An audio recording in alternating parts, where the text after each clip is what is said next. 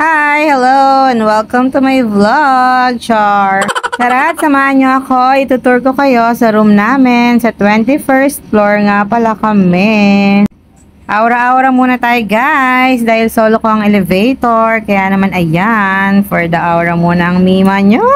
At ayan na nga. At nakarating na rin ako dito sa 21st floor. Kaya naman tara na. At puntahan na natin ang aming room. Ang ganda dito guys at ang linis. Kaya naman mag-check-in na rin kayo.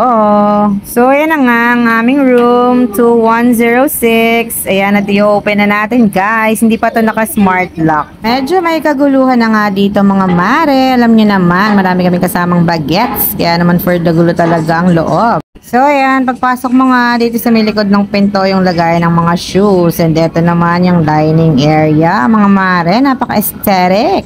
Nagbaon na nga rin kami ng ilang snacks para naman di kami magutom dito dahil wala kaming mabibilhan. Pero malapit lang naman dito yung SM Pampanga kaso nga lang tinatamad na si Podra Bell sa traffic daw. So ito na nga ang aming bedroom na medyo may kaguluhan din at ayan nga yung vanity mirror. Ang cute-cute, diba? Very aesthetic. At ayan yung extra mattress namin dahil hindi kami kasya sa bed. Meron din ditong TV.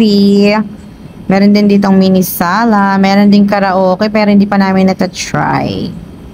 At dito naman, mayroon isang cabinet. Medyo magulo na rin yan guys. At may pa-mirror din dito. May electric fan at may ref. Di mo kinaya guys. Meron ding microwave. Buksan natin ang ref. Ayan, may cake pa tayo dito. May konting wine. Birthday nga pala ni Mojo Bells today. Kaya naman kami ay nag-check-in dito. Para naman makapag-relax kahit minsan daw. So, ayun na nga. Meron din mga drinks at chocolates ang mga bagets. Alam niyo naman ang mga bagets. Laging gutom yan. At ito naman ang ating bathroom. Open natin ang ilaw. Bug, siyang ganda. Very aesthetic. May pa ganito-ganito pa siya. May pa blower din. At huwag ka merong bidet. May bidet dito guys. May shower. At ayan, meron silang sink. Ang ganda at ang linis nito guys. Ito naman yung lababo. Yung kitchen area. Meron siyang lutuan. May initan ng tubig. May rice cooker. Nakapagsaing na nga din kami. Nakakaloka. Hindi kami nakapagdala ng bigas. Kaya naman bumili pa kami sa SM.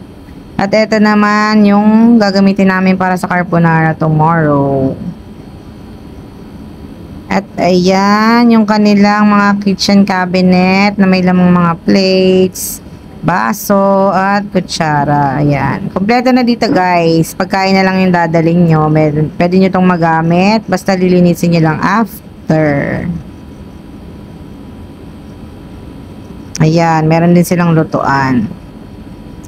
Bawal lang mag-ihaw dito. Pwede lang kayo magluto ng mga light meals lang. Like pasta, ganun. At eto naman yung kanilang lababo. At malakas ang tubig dito, guys. Shower out sa mga Tagalook dyan na walang tubig. Ang daming tubig dito. Ang lakas. Eto naman yung sa kabilang cabinet, mga panlinis. Ayan, panlinis din dito. Ang ganda at ang linis dito. Kaya naman, marirecommend ko talaga to sa inyo guys. Kung gusto nyo mag-staycation, mag-relax, punta na kayo dito sa Azure North, Azure North Pampanga. Malapit sa SM Pampanga.